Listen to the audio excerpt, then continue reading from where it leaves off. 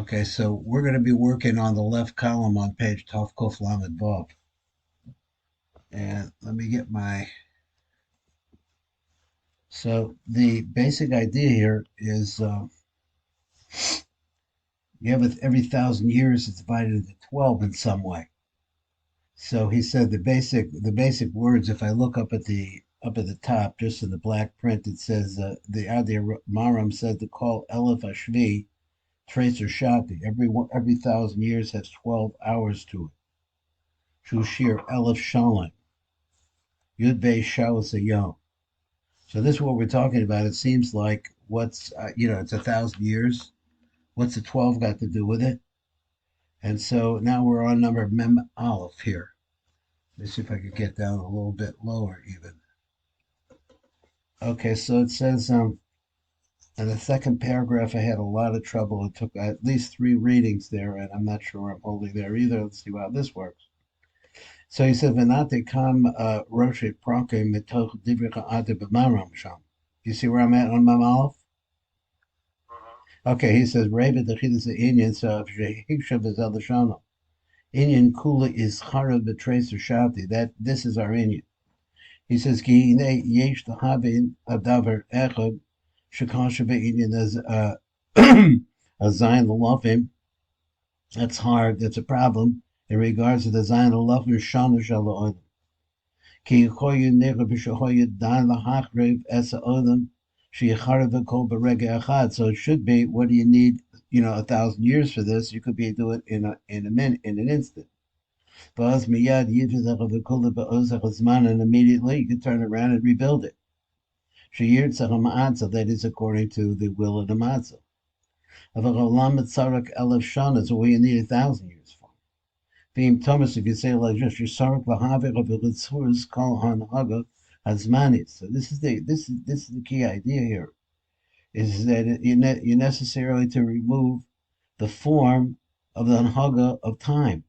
You're going to remove time. Time will stop. Kamasha Kasa the Mala, which means what? That the Earth will stop rotating. That because rotation, that's the clock. It's also a clock. Shall Kain Sarak Apratios shall Elishana. So that's the reason why, in order to eliminate all of this time issue, you have to go through all these details which occur over 1,000 years. Hine Yeksha, but it's a problem. Came the Farid on the Mekubana say as if we want to really look at it, I guess in its parts. Let's see what it means. Then you should have 6,000 years. That should be the destruction part. In order to be able to remove all of the all the time element for the 6,000 years. And I'm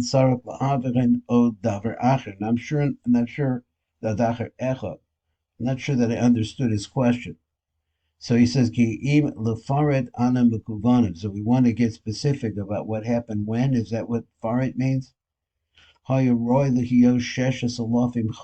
it should be 6,000 years of destruction.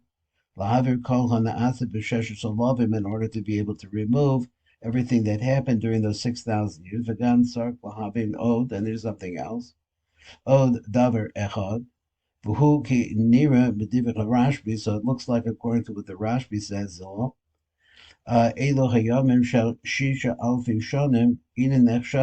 the Yud Bei Shaus. So let's see, like he says like this. He says that this is another, I guess maybe even a problem. These days of Shisha Alaf Shanim, all of these days, Einim Nechshavim rock the Yud Bei Shaus. You can only count it. It can be counted only as 12 hours. So he says, how do you know that? He said that Taf Kuf, which is 500 Mehem Nechshav L'Chetza Yom V'Zecha V'Kosh, are considered to be like a half a day. So he says 100 years is like a 500 years rather than 1,000. They're considered like a half a day. Zekasha, but it's a problem. Why didn't he count the days of the night, or the times of the night, the time of the night as well? So this is a little vague exactly what he said over here. So we'll keep going. So there is a night, he's saying. A boker, yom echad, you need both of them. So what is he telling me? He says, I don't know how we got to 6 and 5. I'm not sure exact. 5 is half of 1,000. So he says that something about that. Let's see what this next paragraph is even harder. If he yishuv inyan, not to try to settle this, bir v'hemshech sham. So as he goes on, as he continues on, and he says v'ha'inyan ki hazayin tikuni b'reisha hem masholtim. So let's try to count up. He says the zayin tikunim are what is in charge. So in other words, that's where everything has to start in the zayin tikunim. Came his lavshus ma'atik be'erech anpin, because what happens is the tikkunim is the lavshus of the zat of erech anpin, of atik, inside of erech anpin. So because echad mehem sholit, so when one, in other words, they go in some kind of an order. So when each one of them is in control, hine yoir umam. So he says yoir b'mamshalto kol anhaga, so that through that particular tikkun, all the way everything goes is going to work through that tikkun. Ag anhaga haruya the his order who rak hayud based tikkunim shaladikna.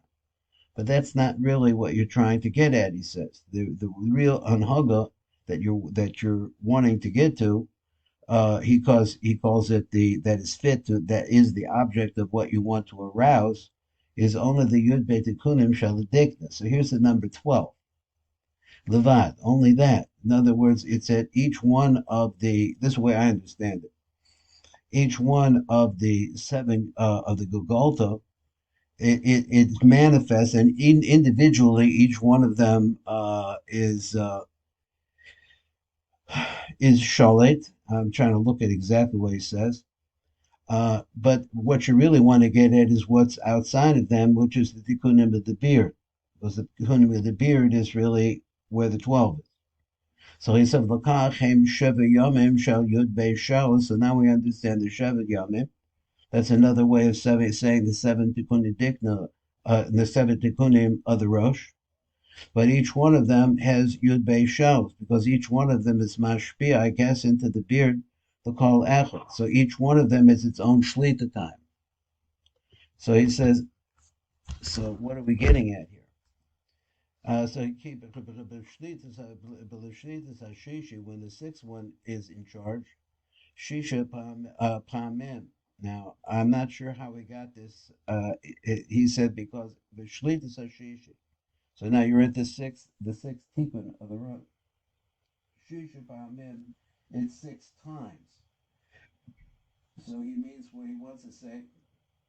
He says that time is full of sixes, I guess, or it's, I'm not sure his language, because he says so from the 6, which apparently has a 6, his aura hanhagas yud base. This arouses the way that we're talking about an hug of time, which is associated with the yud base tikkunim of the dikna. The poil leficha sholet law, to order people to act out, or to act out or bring out the essence of what's sholet law. Yeah, I guess that tikkun. Adam havet hamed he echad. But even though that you're using, I'm not sure exactly what he means by this, but he means to say that the anhag itself is really coming from the tikkuni of the road. And it manifests in the beard, in the 12 parts of the beard. So 12 is 12, and each one of the 7, let's say, of the Rosh, he's saying 6, he's working on 6. Each one of the 6 in the Rosh is an individual. That's really what it is. That's the Anhaga itself starts there. So if it was the B'shlitis Yom Hazayin, now when you get to the 7,000, Anhaga Atzma is Chalefes Tzuras Ahangagasa. He said what happens is the Anhaga itself, and I believe we're talking about time, Mischalefes Tzuras Ahangagasa, it changes the form of the way it works. So what does that mean? The Hem Yud Beis Tamid. So therefore it's always 12. Lo Pachas V'lo Yoser. Ki afilu yom hazayin, even the seventh day, which means the seventh millennium. Ena defi atzma, it's not according to itself. Ela defi mashu mischaber el hacherim, only in relationship to how it is joined together with the others. Ki hare hu misabe bizman kol hashisha acherim. Now, so let's read this again because it doesn't really make easy sense. So he says, um, let's go to the word where it says anhaga atzma. The hanhaga. This is where it starts to get difficult to understand. You're in the seventh millennia, and he says the hanhaga itself mischalefis tsuras hanhagasa. So mischalefis means it switches the way that its hanhaga should be. So he says, L'chein hein yud beis tamid. So therefore, we say they're always 12, lo pachas v'lo yosef. So I don't see how those two ideas go together, but afilu yom hazayin eno lefi atzma. But even the seventh day, it doesn't appear by itself. It's not individual in that sense. El lefi mashuku mischaber elocherim, only what it is joined together to it from the others, because the seventh. So it means to say that let's read this word, afilu yom hazayin eno lefi atzma. Even the seventh millennia, he's really using the word yom. Hazayin eno lefi atzma, it's not isolated. Ela lefi mashu mischaver ela acherim, so it's part really of the other six. Just like Malchus. Malchus has everything flowing into it. I believe that's what he's saying.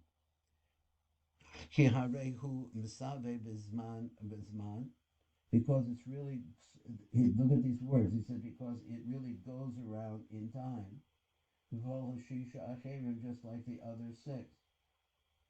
The nimsa shahurban who betrays shasi. So therefore, now you'll be able to understand, which I don't, how it is that it takes place in 12 hours. The hein of the yud based tikkunim. So he means, what does that mean? 12 hours. So he says it actually means that's referring to the tikkunim of the beard.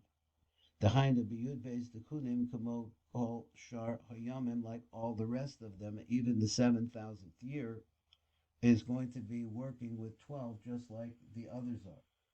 So therefore it has to be specific 1,000 years. So I think maybe he's answering the question that was asked in the first paragraph, which was, why not just get it all over with in one moment? Why does it take 1,000 years? So somehow the concept of 1,000 has to do with, not somehow, it has to do with 12. So it sounds to me at this point, that's what the best I can understand, is that each one of the tikkunim of the Rosh represents 1,000 years. So therefore, even when you get to the seventh one, and everything changes, because there's when time loses its ability to control. I think that's what he means. So they're all going to be in 12s anyway, because the manifestation has to come through the dikna of Erikanpa. That's what I think that he's saying. Let's go to the next one. How much more time do we have? We have till 5 after? 10 after today. Okay, let's see where we're at when we get done with this. He says, so let's get to the end of what he's saying over there. So he says, "Bir b'zel l'shonos," and explain. V'hashli l'farish l'chol ata lama hem yud beishal v'lo kad shalos. Now, this is another question that we've had throughout this: is that why isn't it 24 hours instead of 12? So he says, "V'gam l'farish l'chol." Now I'm also going to explain to you if yihiyah sheb'shah shukul laila l'chetzi ha'olam. So he says, at the time that it's nighttime for half of the world, who yom the chetzio acher became the hefa. So it's also day. So one half of the world is dark, one half of the world is light, and the opposite is true also. If it's dark where you are, it's light somewhere else. So the Indian. So what are you trying to tell me here? Oh, the Indian huki hamaatzach bebaruchu sidach hadevarim besod elyon v'tachton. So everything has an upper and it has a lower. Ak eina tachton mekabel ela b'sof elyon, but that is the truth that the lower world can only receive through the elyon. So what does he mean like that? I mean, we understand that there's 12s going on at the same time. There's 12 here and 12 on the other side of the world. Or should you be able to see this? This is what he wants to say. He says that the daytime is a time for the nukva, which is the ultimate receptacle, to receive a shefa biyom. But it makes sense is that we understand that Rachel goes down at the Bia during the nighttime and Machalak at Balayla, and she gives it out during the night. So then what? So he says the Nimsa should be Yom Notelasik. So on the day is a day. The day means that she is taken. Of Balayla Notelasa Anofim, and then from that Notlim on Anofim, and on the nighttime, the branches, which he said are what? They're 12, and he gave us a rye over there to the Milu Yavadni. So he says that she's a 12. That's when the Nofim take. So in other words, they branch out. They're going downwards.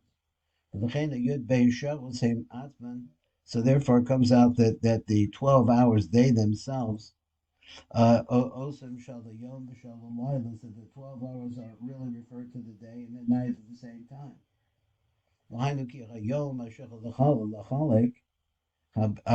Base mina I don't know. So he says, I guess the daytime is when you're taking the second part and you're let me see. So remember, it's Terence talking about behind the hayom ashech lachalek. The day is for dividing up base mina oilams. I'm not sure what that meant.